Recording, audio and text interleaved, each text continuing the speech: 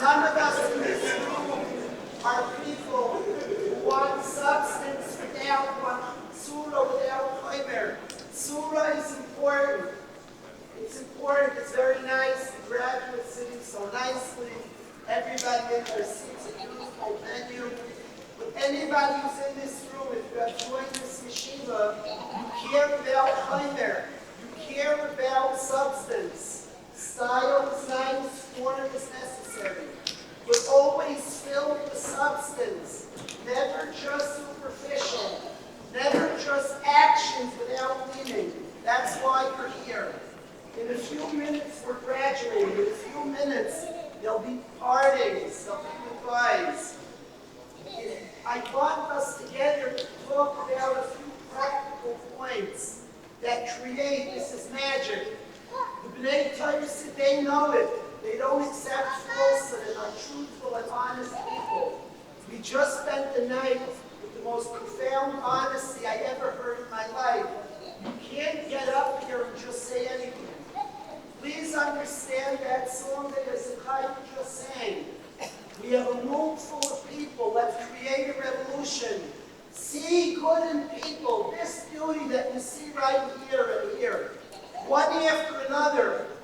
100 strong B'nai Torah that are sincere, authentic, and powerful. That will make a massive impact in the world. Because they're honest. Because they're not afraid of challenges. Because they're willing to be open and real. And embrace difficulties and climb.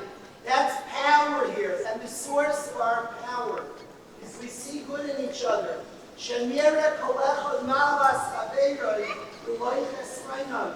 That great prayer, Melech. See good in each other.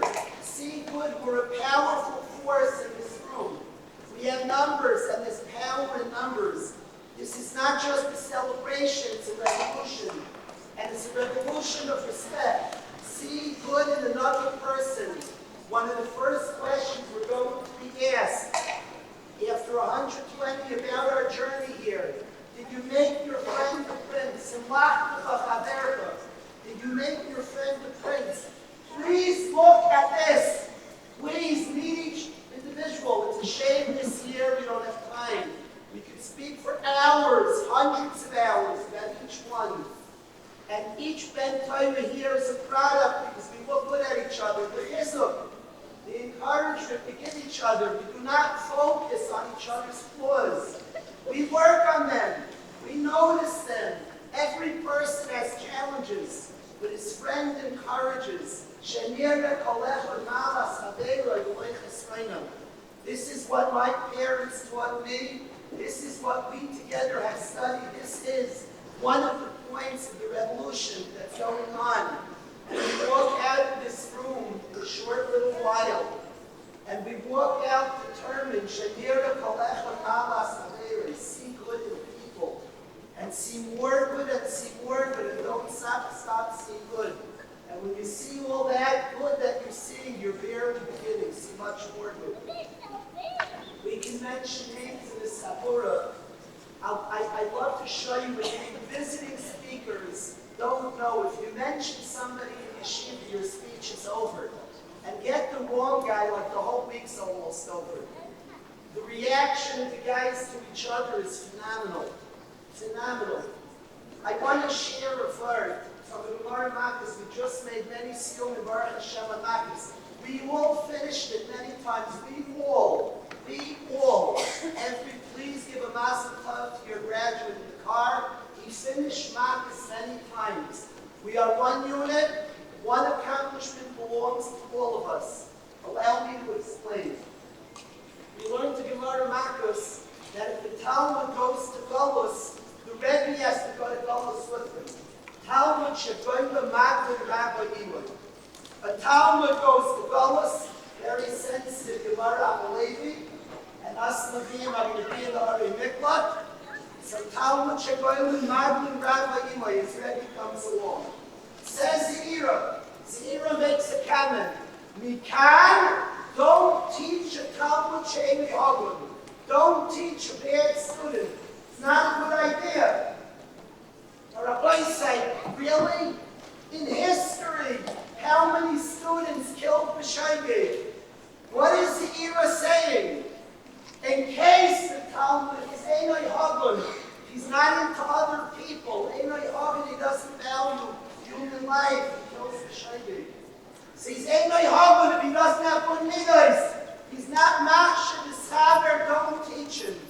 You know why he might kill B'Shaygig? Are we real? I'm not such a nervous fellow. Maybe the type of fellow who wears a belt and suspenders and is still nervous, but not that type. What is this? What is the era saying? Don't teach a Talmud She'enoi Hagun. He might kill B'Shaygig, and what's he saying, Zira? The article in there explains, not to this kasha, but for other reasons, explains in the Sugya that the problem is not that the Rebbe is going to have to go to Golos.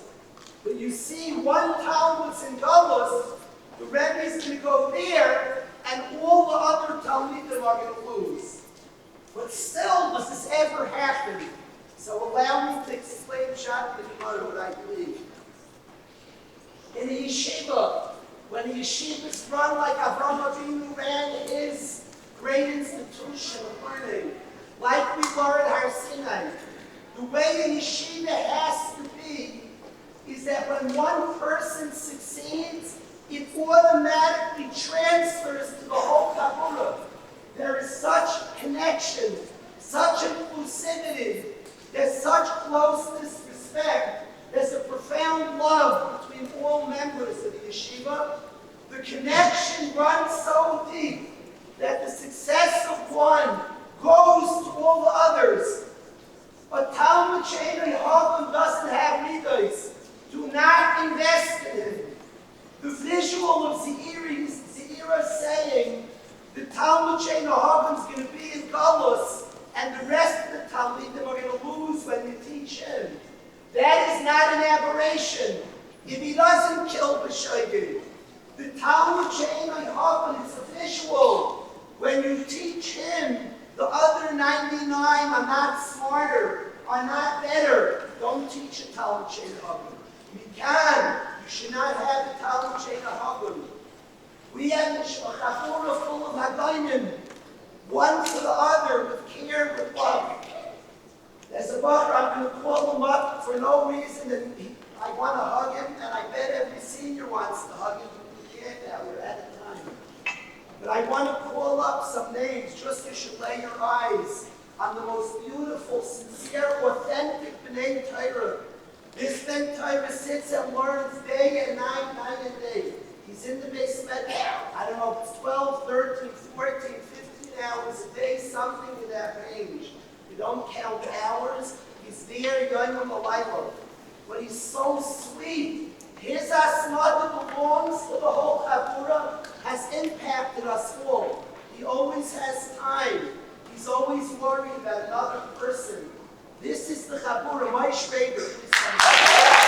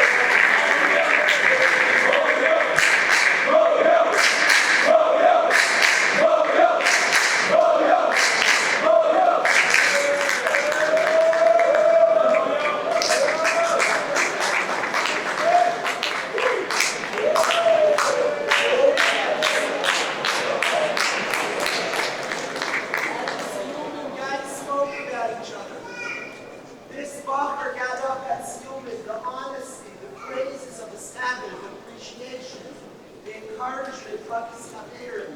His growth this year is stunning aliyah. Closeness to his parents, which is a hallmark of the yeshiva.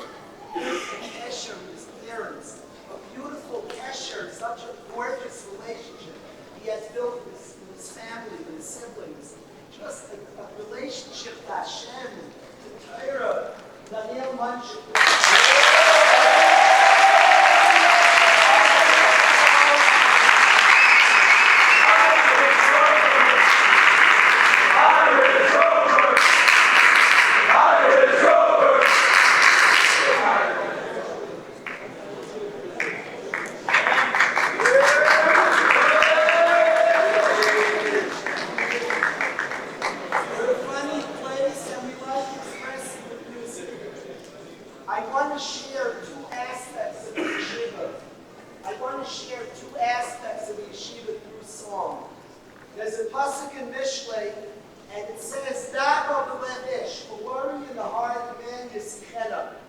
There's a machlokes in the Gemara fascinating. Whether it means when you have a worry inside you, something happened in the past, something's important. Yisichena, the Gemara has a machlokes. Does it mean Yisichena la'herim? Talk about it. Or does it mean Yisichena midaita? Forget about it.